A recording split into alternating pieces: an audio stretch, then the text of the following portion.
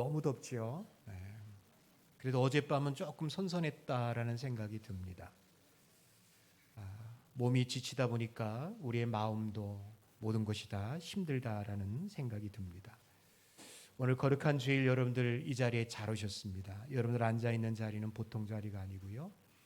하나님이 은혜 주실 것을 예비하신 은혜의 보좌인 줄로 믿으시기 바랍니다. 은혜 받고 돌아가셔서 무더위도 삶의 어려움도 한 주간 승리할 수 있기를 소망합니다. 자, 오늘도 저는 시편 51편을 가지고 여러분들과 함께 나누기를 원합니다. 지난 시간의 말씀의 주된 내용은 그거였습니다. 다윗이요, 하나님의 자비, 긍휼, 은혜에 근거하여서 죄 씻음 받기를 원한다는 겁니다. 용서받기를 구하고 있습니다. 자비, 은혜, 긍휼, 이 말은 각기 다른 단어처럼 보여지지만 내용적으로 본다면 한 가지라고 봅니다. 간단하게 말씀드리면 그런 거예요. 자격이 안 되는 사람에게 하나님께서 그냥 조건 없이, 이유 없이 베푸시는 호의, 우리는 그것을 은혜라고도 하고 자비, 또 긍휼이라고도 표현할 수 있습니다. 생각해 봅니다. 왜 다윗이 이런 하나님의 호의를 구하는 것일까? 간단할 것 같아요. 그가 비록 왕이지만 다른 것은 몰라도 이 죄에 대해서만큼은 자기 스스로가 해결할 수 있는 것이 하나도 없었기 때문에, 이게 뭐 죄를 없앨 수 있겠습니까? 씻을 수 있겠습니까? 죄에 대해서만큼은 자기가 완전히 무능한 존재라는 것을 깨달았기에 그런 1절의 말씀처럼 하나님이여 주의 인자를 따라 내게 은혜를 베푸시고 주의 긍휼을 따라 내 죄악을 지워달라고 구하고 있는 것이죠. 글쎄요, 여러분들은 어떻게 생각하십니까? 여러분들 자신에 대해서 정말 여러분들은 내가 지옥 불구덩이 속에 들어갈 수밖에 없는 존재라는 것을 인정하시나요? 오라, 오라, 나는 공고한 사람인데 이 사망의 몸에서 누가 나를 건져내랴 하는 그런 탄식, 어떤 인간적인 절망, 그런 것들이 우리에게 있느냐라고 묻고 싶은 겁니다. 우리가 하나님 앞에서 절망한다라는 것은 또 하나의 희망이기도 합니다. 왜 그러냐? 하나님 앞에 절망하지 않는 사람은 절대로 하나님의 자비, 긍휼, 은혜를 구하지 않아요. 내가 절망할 때에 예수 그리스도의 십자가의 보혈이 너무나도 가치 있게 받아들일 수 있다라는 것이죠. 여러분, 다윗은 죄 앞에서 굉장히 지금 고통스러워하고 또 절망하면서 또 한편으로는 두려워하고 있는 것을 보아요. 51편 여러분 8절부터 그 이하의 쭉 말씀 보면 다윗은 자기가 겪고 있는 그 고통을 이렇게 비유해요. 주께서 꺾으신 뼈들로, 뼈가 꺾어지는 것만 같은 고통을 다윗은 지금 호소하고 있습니다. 이것은 진짜로 여러분 그가 뼈가 꺾어졌다라는 게 아니잖아요.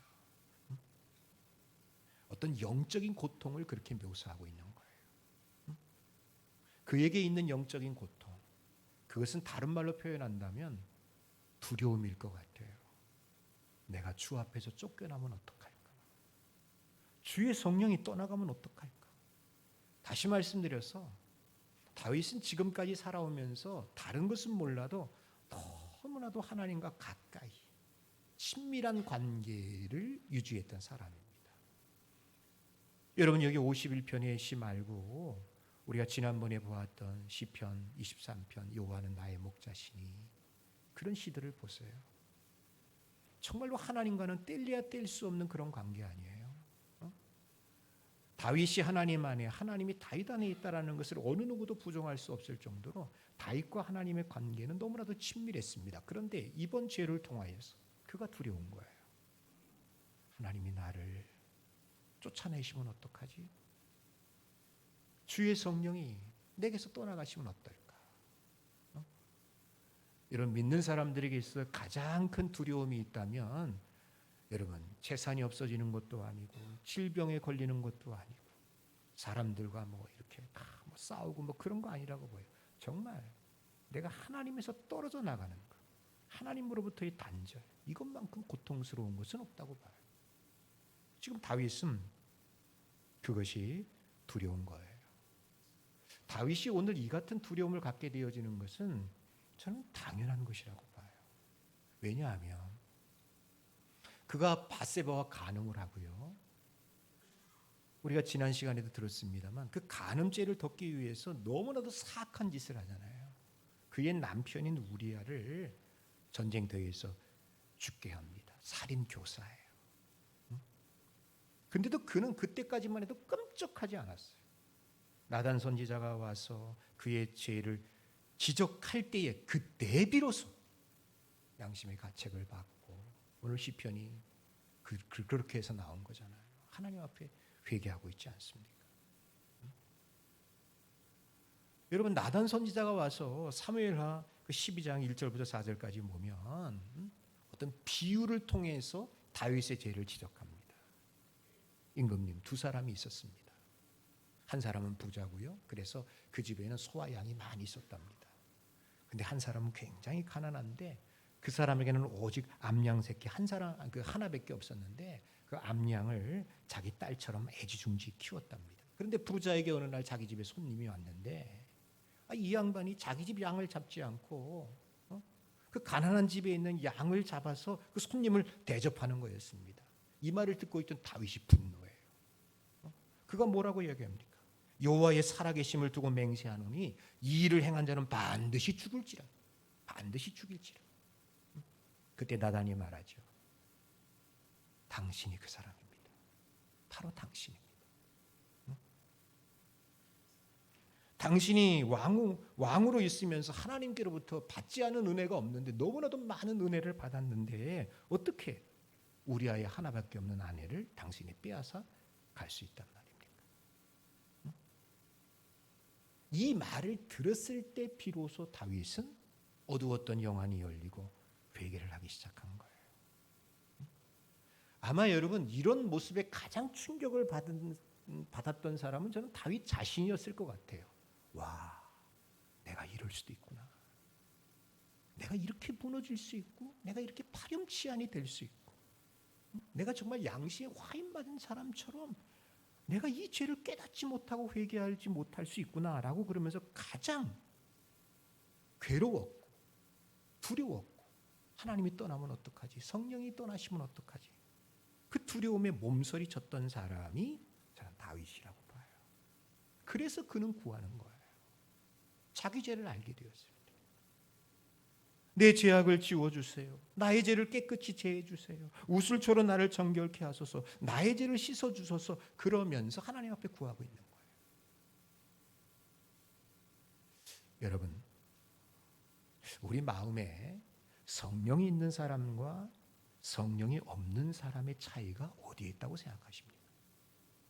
성령이 있는 사람, 죄 짓지 않고 날마다 거룩하게 살아간다. 성령 없는 사람, 날마다 엉망진창, 죄 가운데 살아간다. 이게 차이일까요? 저는 아니라고 봐요. 이 우리 삶이 이야기해주고 있어요. 저도 그렇고 여러분들도 그렇고 우리가 다 예수 믿어 성령 받은 사람이지만 한 주간 동안 어떻게 살다 오셨어요? 알고 지은 죄 모르고 지은 죄. 우리가 기억하지 못해서 회개하지 않지. 기억나는 것만 하나님 앞에 회개해도요. 오늘 한 시간 그냥 갈걸요. 여러분 성령 받은 사람과 성령 받지 않은 사람의 차이가 무엇이냐? 죄를 짓느냐 아니냐. 이건 아니에요. 근데 여기에는 차이가 있어요. 뭐예요?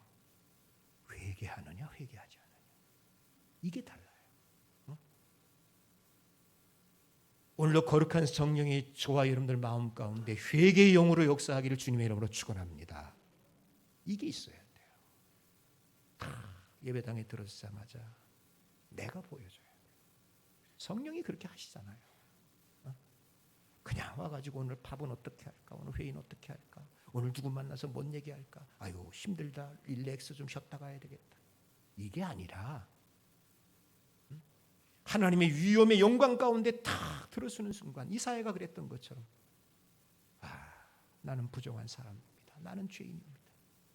이게 보여지는 게 정상이고 이게 바로 성령의 사람 아니겠어요? 오늘 다윗이 여러분 성령의 사람이라는 것은 그가요 자신의 죄악을 깨닫고 성령께서 역사하는 대로 오늘 51편이 그거잖아요. 회개할 수 있었다는 것이 복이에요. 여러분 저와 여러분들에게도 죄는 지을 수 있지만 회개할 수 있는 은혜와 성령의 인도하심이 있기를 주님의 이름으로 간절히 축원합니다. 그럴 때 하나님이 주시는 죄 씻음, 이 용서라는 것이 어떤 걸까? 오늘 시편은 또 그 얘기를 해주고 있답니다. 여러분 이 시편 51편에 보면요, 죄와 관련된 그 동사들이 여러 개가 나오고 있답니다. 뭐 지워주소서, 또 씻어주소서, 그런 말 등등. 특별히 여러분 1절과 9절 가운데 보면 그 지워주소서라는 말이 나오죠. 이 다른 표현으로는 또 씻어달라는 말과 여러분 이렇게 같은 말이라고 봅니다. 이 지우다라는 말이 여러분 히브리 말로 뭐냐면 마하예요. 마하. 근데 그냥 일반적인 지움이 아니에요. 그 뜻이 좀 깊어요. 뭐냐? 아주 말끔히 씻어주는 거예요. 흔적조차도, 자리조차도 남지 않을 정도로 아주 말끔히 씻어주어서 도대체 이게 있었던 건지 없었던 건지 찾을래야 찾을 수 없을 정도로 아주 깨끗하게 씻는 게 이게 마합니다.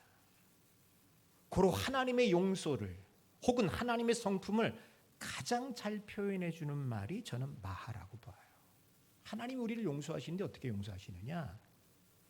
흔적도 남지 않을 정도로 아주 깨끗하게, 아주 깨끗하게 씻어주시고 용서해 주신다는 거예요.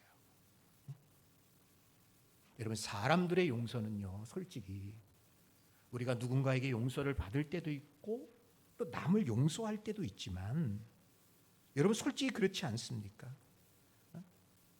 그 용서라는 마음 속에 어떤 이는 피해 의식을 그대로 갖고 갈 때도 있고 어떨 때는 그 적대적인 앙금을 떨쳐버리지 못하고 용서했다고 하지만 그것이 그대로 있을 때가 있어요. 근데 하나님의 용서는 안 그렇다는 얘기예요. 하나님의 용서는 그런 게 없어요. 앙금이 없어요. 제가 얘기했잖아요. 마하. 흔적조차도 발견할 수 없을 정도로 아주 깨끗하게 없는 것으로 만들어버리는 게 하나님의 용서라는 얘기예요. 이 말을 설명하는 것이 여러분 10절에 나오는 말씀이에요. 자, 10절 보세요. 뭐라고 이야기해요? 하나님 나를 이렇게 좀 용서해 주시고 씻어 주셔서 내 속에 정한 마음을 창조해 주십시오라고 이어서 기도해요. 정한 마음을 만드시고가 아니라 창조라는 말을 씁니다. 자, 여러분 뭐 이 정도는 아시겠지? 창세기 1장 1절 준비 시작.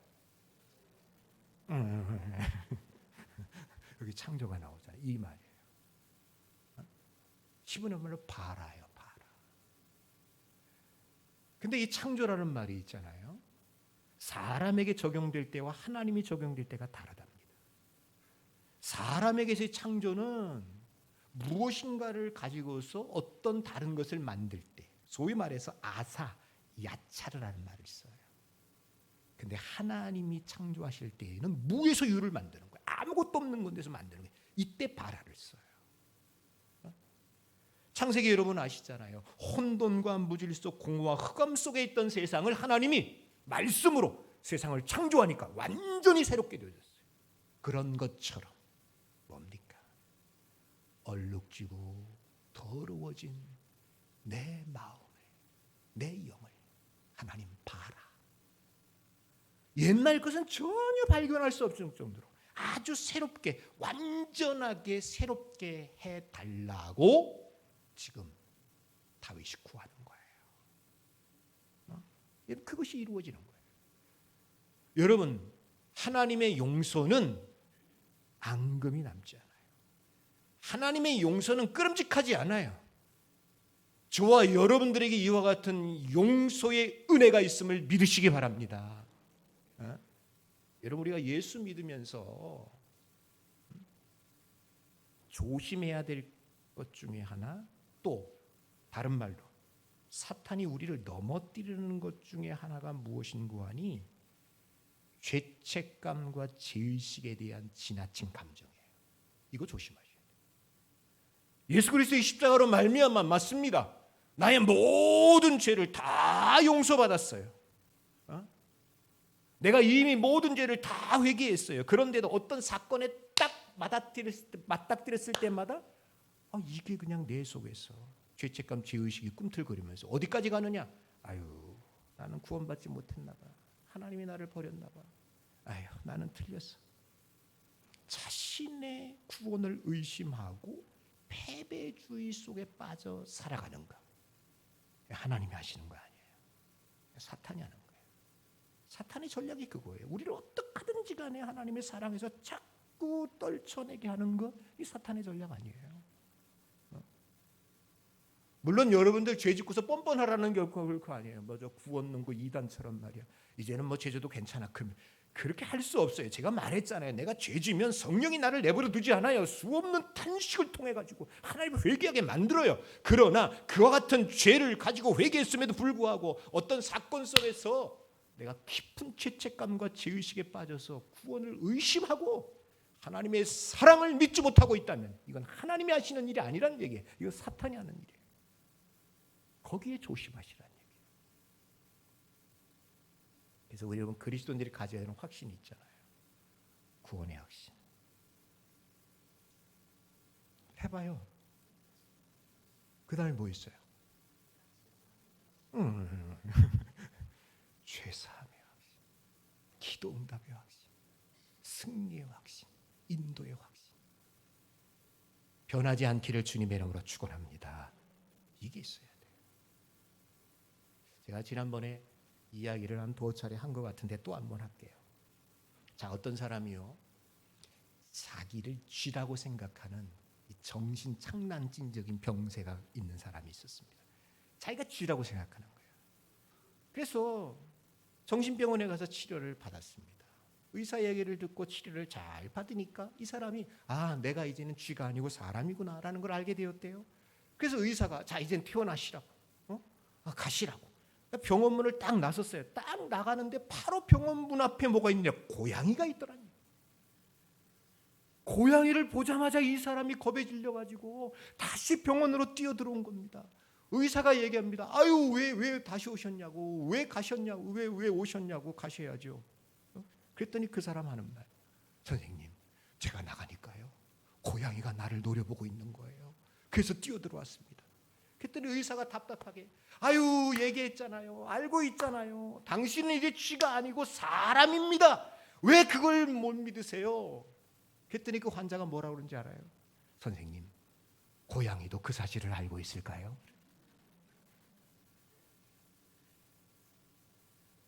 우리가 그럴 수 있어요. 내가 그럴 수 있다고. 예수 그리스도의 십자가와 보혈로, 부활의 능력으로 죄와 사망으로부터 완전히 벗어났습니다. 고린도후서 5장 17절의 이야기에 그런즉 누구든지 그리스도 예수 안에 있으면 새로운 피조물이라. 보라, 이전 것은 지나갔으니 보라, 무엇이 되었도다? 새 것이 되었도다. 믿으시면 아멘. 새 것이 되었도다. 보라, 새 것이 되었도다. 근데 우리가 그것을 받아들이지 못해. 내 스스로가 내가 새 것이 되었다라는 거, 봐라, 완전히 새롭게 되었다는 거에 대해서 깊은 그 죄의식, 공포와 불안 속에서 죄책감이 느껴지면서 나는 죄인데 내가 정말 용서받았을까? 이런 의심의 어두운 그림자가 우리 속에 싹 들 때가 있다는 겁니다. 여러분, 신앙은요, 내 생각을 의지하고 믿는 게 아니에요. 신앙은 절대로 감정 중심이 되면 안 돼요. 그 연약한 감정을 사탄이 흐트러 놔요. 신앙의 중심은 내 감정이 아니라 뭐가 되느냐? 말씀이 돼야 돼요. 말씀이 뭐라고 이야기합니까? 로마서 8장 1절에서 뭐라고 이야기합니까? 그러므로 그리스도 예수 안에 있는 자에게는 결코 정죄함이 없느니라. 결코 정죄함이 없어요. 생명의 성령의 법이 죄와 사망의 법에서 우리들을 해방시켰음을 믿으시기 바랍니다. 요한일서 1장 9절에 뭐라고 얘기합니까? 우리 죄를 자백하기만 하면 미쁘시고 이로우신 그분이 우리의 죄를 사하시며 우리를 모든 불의에서, 오늘 본문이잖아요, 깨끗하게 사하셔. 막말로 얘기해서 여러분들은 그 죄를 기억할지 모르지만 하나님은요 기억하지 않으신대요. 깨끗하게 씻어주신다. 사랑하는 성도 여러분, 예수를 믿으십니까? 회개하십니까? 구원의 기쁨과 즐거움을 누리며 살 수 있는 그리스도인들이 될 수 있기를 주님의 이름으로 축원합니다. 자, 그러면 우리가 하나님이 원하시는 회개가 어떤 회개일까? 뭐 결론은 뻔해요. 진정성 있는 회개를 하나님은 정말 원하셔요. 그냥 자기 삶을 하나도 점검하지 않은 채 오늘 일주일 만에 교회 왔어요. 앉자마자 하나님, 아유 잘못 살았어요. 제가 늘 뭐 그렇죠 뭐. 이건 아니에요. 이건 정말 아니에요. 그게 회개라고는 할 수 없어요. 어떤 매너리즘과 습관의 메인 회개, 이건 아닙니다. 그게 습관이 되지 않게 하세요. 그런 신앙생활이 우리 몸에 배이지 않게 하세요. 왜 교회가 여러분들에게 큐티를 하고 날마다 말씀을 묵상하게끔 권면합니까? 이 문제예요. 이 문제. 말씀 앞에 거울이 되어져서 나를 조명하는 거예요. 그러면서 내 삶을, 내 인격을, 그러면 여러분 저절로 회개가 돼요. 안 될 수가 없어요. 근데 말씀도 안 봐요. 뭐 아침이든 저녁이든 주님 앞에 독대하는 시간도 없어요. 그저 일상에 쫓겨서 살기만 해요. 오늘도 눈 떴다 일 가자. 아이고 피곤하다 들어와서 자자 먹고. 이것이 그저 다람쥐 쳇바퀴듯이 돌고 돈다면 죄가 죄인 줄도 모르고 죄를 지었으나 회개할 줄도 모르는 영적 매너리즘의 습관이 되어서 살아간다는 거, 이것만큼 불행한 일이 또 어디 있겠어요. 하나님이 그걸 원치 않아요. 그러면서 들은 글 있으니까 그냥 나오면 하나님 용서해 주세요. 뭘 용서하라는 거예요 도대체. 아주 디테일하게 모르니까 그냥 두리뭉실하게 하나님 죄 지은 거 많습니다. 알고 지은지 모르고 지은지 용서하십시오. 알고 지은지 한번 기록해 보십시오. 모르고 지은지 한번 기록해 보십시오. 정말 그렇게 말씀드리고 싶어요. 근데 우리는 그 부분이 너무 약해요. 오늘 다윗이 보여주는 회개는 그게 회개가 아니에요. 자, 다윗은 여러분 오늘 16절 17절에 무엇이라고 이야기합니까? 17절에 이야기, 하나님께서 구하시는 제사는 상한 심령의 제사다라고 이야기해요. 상한 심령이라는 게 뭡니까? 이 상처나고 찢겨진 심령이에요. 다시 말씀드려서 자기의 죄를 깨닫고 하나님 앞에 통회하면서 막 그냥 너무나도 이 죄 때문에 마음이 찢기고 속상해서 울고불고 괴로워하고 고통스러워하는 그 마음을 상한 심령의 제사라고 이야기해요. 16절에서 말하고 얘기합니까? 뭐라고 얘기합니까? 주님은 제사를 기뻐하지 않는데, 이 말을 여러분 오해하시면 안 돼요. 구약 율법서에 나오는 제사 드리지 말라는 얘기가 아닙니다. 문제는 그 모든 제사가 다 죄를 속하는 속죄제사에 속했는데, 아니 속죄제사를 드리는 사람이 자신의 교만과 죄악도 내려놓지 않고 자기의 죄에 대해서 애통하지도 않고 자복하지도 않으면서 제사를 그냥 드린다? 하나님이 그런 제사를 기뻐하지 않는다는 얘기예요. 마음에 진정성이 담기지 않았어요. 정말로 여러분 그 짐승이 찢겨질 때 옆에서 지켜보던 그 사람이 저 짐승이 난데 괴로워하는 거예요. 고통스러워하는 거예요. 근데 그런 마음이 하나도 없어. 교회에 나와서 예배를 드리는데 상하고 통해하는 마음은 하나도 없어. 예배가 형식이 되어버렸어요. 오랫동안 그 자리에 앉다 보니까 기도하는 거, 봉사하는 거, 이 모든 것들의 진정성을 찾아볼 수 없어요. 하나님이 받지 않으셔요. 기도라고 다 받으셔요? 헌금이라고 다 받으시냐고요? 아니잖아요. 그러면 가인 거도 받으셔야죠. 안 받으셨잖아요. 아벨 거만 받으셨잖아요. 받으시는 게 있어요. 회개도 그래요. 상한 심령의 제사의 회개를 하나님이 받으신다. 이 51편이 여러분 좀 무거운 내용이에요. 저도 그렇고 준비하는 저도 그렇고 여러분들도 그렇고 이게 뭐 그냥 업되어서 이렇게 들을 만한 내용은 솔직히 아닙니다. 다음에는 업되는 거 가지고 한번 해볼게요. 근데 이게 좀 그래요. 무거워요. 저도 준비하면서 굉장히 이게 뭐 찹찹하다고 그럴까. 제 심경에 그런 게 있어요. 제가 이 설교를 준비하면서 어떤 목사님의 여러분 그 설교를 하나 제가 이렇게 참조했어요. 들었어요.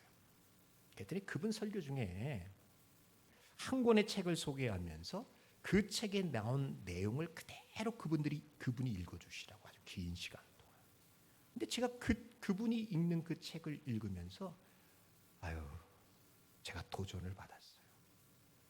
은혜를 받았어요. 그분이 소개한 책이 뭐냐면 제라드 C. 윌슨이라는 목사님이 쓴 책입니다. 복음의 눈뜨다라는 책이에요.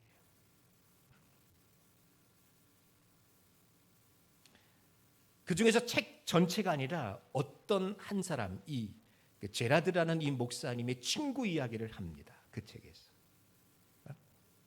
근데 그 친구의 이야기, 친구의 간증을 보면 죄라는 것이 이렇게 집요하구나. 얼마나 집요한지. 아주 교활하게 짝이 없어.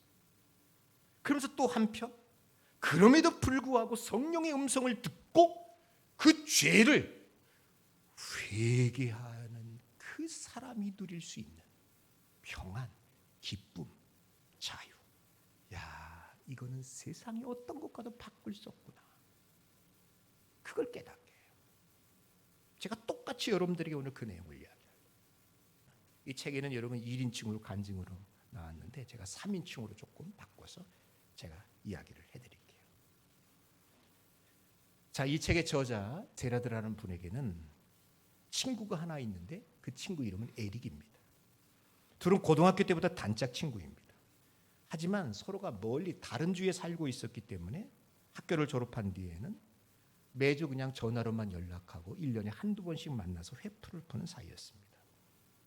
그러던 어느 날 그가 학교에서 여학생을 성추행한 혐의로 고소를 당했다는 소식을 듣게 됩니다. 전혀 그럴 친구가 아닌 줄 알기에 이 소식을 듣고 크게 상심하며 안타까워했습니다. 그래서 주변의 친구들이 모두가 땅에 떨어진 그의 명예와 위신을 거의 7년 동안이나 위로하며 힘을 북돋아 주었습니다. 그러면서 거짓말로 그를 고소한 여학생을 경멸했으며 하나님께 억울함을 풀어달라고 기도했습니다. 그랬는데 그러다가 그런 그가 자신의 혐의를 인정하고 그동안 거짓말해 왔음을 고백했을 때 주변 사람들이 느낀 충격과 배신감은 이루 말할 수가 없었습니다. 안 그런 줄 알았는데 친구가 진짜 그랬다는 거예요. 그때 받았던 배신감, 충격은 이루 말할 수 없었다는 거예요. 자, 에릭이라는 사람은 이런 사람이었습니다. 어린 시절에 대한 이야기를 합니다. 그의 어린 시절은 화목한 가정, 즐거운 교회 생활, 그리스도인 친구들과의 추억으로 요약될 수 있습니다. 비교적 순탄한 삶이었음에도 그에겐 아주 어릴 적부터 양심을 마비시키던 고질적인 습관이 하나 있었는데 바로 거짓말이었습니다. 들키지만 않으면 거짓말은 나쁜 게 아니라 오히려 해볼 만한 일이라는 주관이 일찍부터 자리 잡고 있었습니다. 그러다 보니까 초등학교 때 부모님께 거짓말을 하고 친구와 선생님, 목사님들에게도 거짓말을 하곤 했습니다. 그에게 거짓말은 벌을 모면하고 자신이 원하는 것을 손쉽게 얻는 아주 유용한 수단이었던 것입니다. 또한 어린 나이부터 너무 외설적인 것들을 접했던 탓에 어느새 그가 가장 원하는 것은 음란물이 되고 말았습니다. 청소년 시기에는 이런 자신의 성향을 친구들이나 가족, 교회 어른들에게 들키지 않으려고 전전긍긍했습니다. 계속해서 음란물을 탐닉하기 위해서는 그 1급 비밀을 신중히 숨기는 것 외에 다른 방도가 없었습니다. 그는 이런 죄가 누구를 해치지 않는 한 결코 잘못이 아니며 지극히 정상적인 것이라고 끊임없이 자신을 쇠뇌시켰습니다. 1995년 가을 베일러 대학에 입학했습니다. 대학원 안에 진학하기 2, 3년 전부터 그는 하나님의 음성도 듣기 시작했고 그분의 임재도 느꼈습니다. 그는 주님이 자신을 용서해 주심도 알았고 죄에서 벗어나 자유로울 수 있다는 사실도 알았습니다. 그런데도 어떤 면에서 그는 그런 자유를 원하지 않았습니다. 여전히 그 죄를 원했기 때문입니다. 그는 하나님의 말씀을 갈망하면서도 육신의 정욕이 주는 일시적 쾌락을 떨쳐버릴 수가 없었습니다. 성령의 바람을 맞으며 인생의 태양으로 항해하려고 할 때마다 죄가 닷줄처럼 그를 잡아당겼던 것입니다. 97년 12월에 브랜디와 결혼했습니다. 하지만 결혼식을 올린 지 몇 개월이 지나서 인터넷에 만난 사람과 비밀리에 연락을 주고받았고 음란물을 탐닉했습니다. 수년 동안 연마해온 속임수 덕분에 그의 아내는 그가 정말로 자상하고 훌륭한 그리스도인 남편이라고 믿고 있었습니다. 그의 교활한 계략에 철저히 속아 넘어간 것입니다. 그러다가 급기야 2001년 3월에 인터넷을 통해 알게 된 한 여자와 육체적 관계를 맺게 되어졌습니다. 그는 후회하면서 회개했습니다. 몇 방울의 눈물과 지극히 인간적이며 세상적인 후회, 앞으로는 바르게 살겠다는 각오가 무색할 만큼 얼마 뒤에 또 다른 불륜을 저질렀습니다. 그때부터 본질적인 악순환이 되풀이되었습니다. 불륜을 저지르고 다시 안 하겠다고 다짐하고 또 저지르고 안 하겠다고 또 다짐하고 같은 과정을 7년이나 계속해서 반복하였습니다. 학교에서 교사로 재직하던 2001년 6월에 어느 더운 날이었습니다. 그는 자신의 반 여학생 한 명과 인터넷 채팅을 하다가 부적절한 성적 대화를 주고받다가 성관계를 지어냈습니다. 결국 6주 후에 미성년자 성범죄법으로 경찰에 체포되어졌습니다. 하지만 와중에도 그는 거짓말을 멈추지 않았습니다. 방황하는 여학생을 선도하려고 했는데 오히려 나를 유혹했으니 나는 피해자라고 그는 억지를 부렸습니다. 몇 년 동안 피해자의 입장을 고수하였으나 2008년 1월 14일 모든 것이 다 들통나고 말았습니다. 당시 법원의 명령으로 2001년 이전의 성범죄 전력을 수사하는 거짓말 탐지기 조사에서 모든 것들이 거짓말이라는 것이 판명되어졌습니다. 수단과 방법을 다 동원해서 거짓말 탐지기를 엎으려고 했지만 결국 그날의 조사를 통과하지 못한 그는 완전히 기가 죽어 집으로 돌아오게 되었습니다. 집에 돌아올 때 그의 고백은 이렇습니다. 처음에는 거짓말로 그 상황을 무마해 버릴까? 아니면 2001년 이전에 약간의 부적절한 행동이 있었다고 어물쩍 넘어갈까 갈등했지만 성령이 부드럽게 나를 다그치셨다. 그동안 저지른 잘못을 모두 고백하라는 것이었다. 결국 나의 이중생활은 그렇게 막을 내리고 말았습니다. 그의 고백을 들은 아내는 망연자실했습니다. 너무나도 충격이었습니다. 그래도 그의 아내는 그의 말을 다 들은 후에 당신을 용서할게요라고 해주었습니다. 그리 몇 주 동안 그와 아내는 집중적인 상담을 받았습니다. 그동안 자신이 거짓말로 속였던 모든 사람들에게 연락해서 자신의 죄를 고백하고 용서를 비는 긴 과정을 지내야만 했습니다. 그는 말합니다. 고백과 회개는 고통스러웠지만 그만한 보람도 느낄 수 있었다고. 하루하루 내 삶이 가벼워졌다고. 그는 아내에게 자신의 이중생활을 다 털어놓은 뒤 이틀이 지난 2010년 1월 18일에 학교로 출근하던 날 마음속에 새로운 생명력이 샘솟는 것을 느꼈습니다. 그제서야 용서와 회개의 의미가 마음에 와닿았습니다. 그날의 심정을 그는 이렇게 고백하고 있습니다. 저 내용이에요. 제가 읽어요. 2008년 1월 18일 차를 몰고 달리던 한적한 시골 도로는 내게 다메섹 도상이 되었다. 바울이 다메섹 도상에서 부활하신 주님을 만난 것처럼 나도 그곳에서 주님을 대면한 것이다. 그분의 임재는 피부에 와닿을 정도로 생생했다. 내 심령을 위로하시는 하나님의 음성도 들려왔다. 너는 새로운 피조물이고 새로운 사람이다. 그 음성을 듣는 순간 내 안에서 주체할 수 없는 울음이 터져나왔다. 내 심장에 갈라진 틈마다 성령이 잠잠히 스며드는 것 같았다. 생전 처음으로 나라는 인간의 전 존재가 예수 그리스도 앞에 완전히 벌거벗겨진 느낌이었다. 은밀히 감추고 있던 모든 비밀과 두려움이 그분 앞에서 낱낱이 드러나고 있었다. 나는 온 우주에서 가장 거룩한 분 앞에 죄인으로 서 있었다. 하지만 이번에는 용서받은 의인으로 서 있었고 그분의 초자연적인 은혜가 나를 감격과 경외심으로 이끌었다. 이게 그가 회개한 후에 느껴지는 하나님 앞에서의 감정이었어요. 여러분, 회개라는 것은요 대과천선이 아니에요. 그거를 설명할 수 없어요.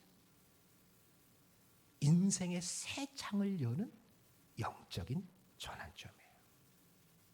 다시 말씀드려서 다시 태어나는 거예요. 다시 태어나는 거예요. 오랫동안 이 사람은 여러분 죄를 은폐하기 위해서 거짓말을 하면서 죽음의 씨를 뿌려왔습니다. 그러다가 막다른 골목에 딱 이르게 되었을 때 더 이상 성령께서 그를 내버려 두지 아니하시고 도저히 무시할 수 없고 거역할 수 없는 그 주님의 빛 가운데서 그의 악질적인 모든 죄악들이 토로되어지면서 회개되어졌습니다.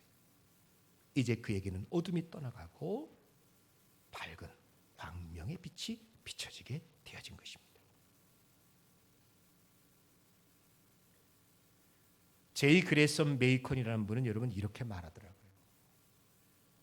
하나님의 무한한 은혜에 진정으로 감사하는 사람을 보고 싶다면 그분의 사랑을 공짜처럼 여기는 사람에게는 가지 말아라.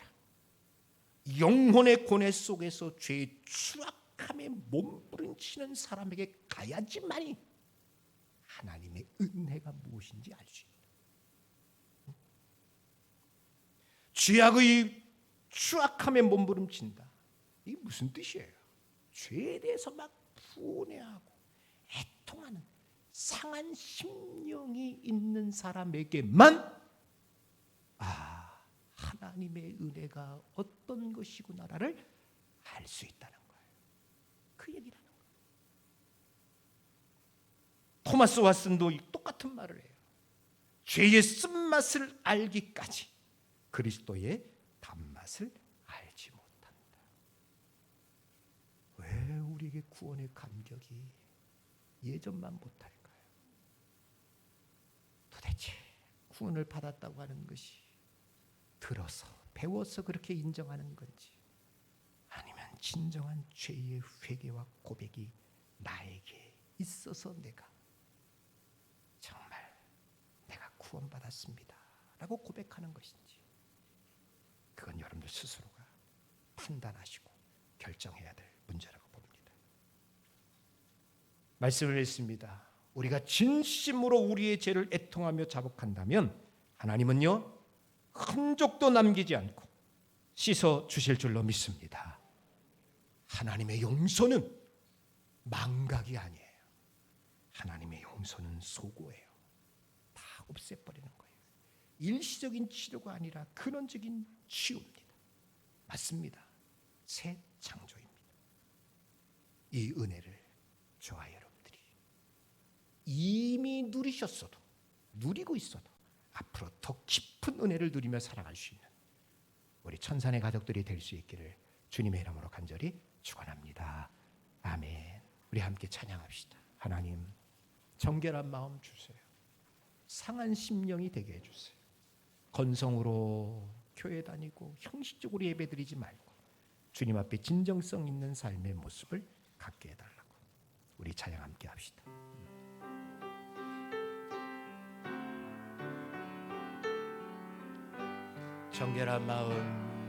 정결한 마음 주시옵소서. 오 주님, 정직한 영을 새롭게 하소서. 정결한 마음 주세요. 정결한 마음 주시옵소서. 오 주님, 정직한 영을 새롭게 하소서. 나를 주님 앞에서 멀리하지 마시고요. 나를 주님 앞에서 멀리하지 마시고 주의 성령을 거두지 마옵소서.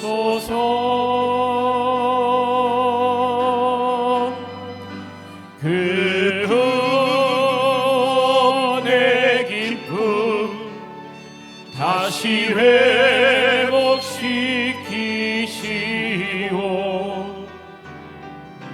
변치 않는 마음 내 안에 주소서. 다시 한번 정결한 마음 주시옵소서. 정결한 마음 주시옵소서.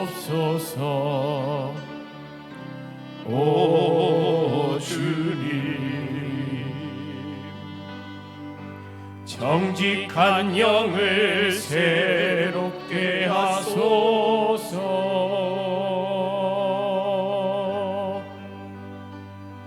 정결한 마음 주시옵소서. 오 주님, 정직한 영을 새롭게 하소서.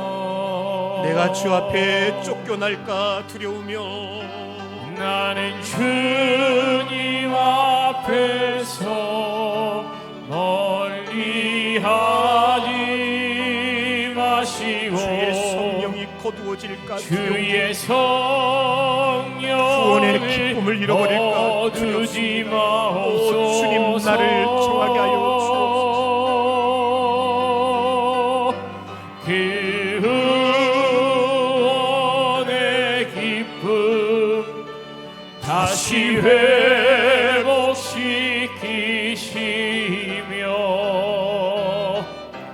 변치 않는 마음 내 안에 주소서. 나를 주님 앞에서 멀리하지 마시고요. 나를 주님 앞에서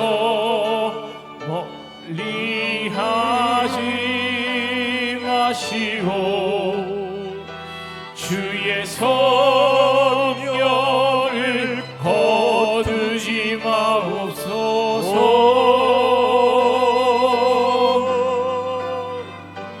그 구원의 기쁨 다시 회복시키시오.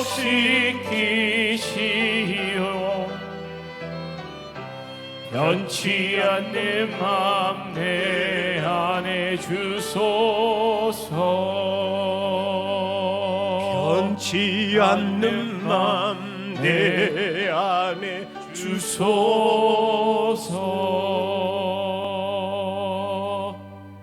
하나님, 참 부끄럽습니다.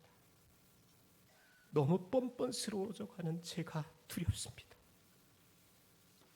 이제는 정말 웬만한 죄는 죄로도 생각하지 않는 것 같습니다. 그런 내가 너무나도 가증스럽고 두렵다는 생각이 듭니다.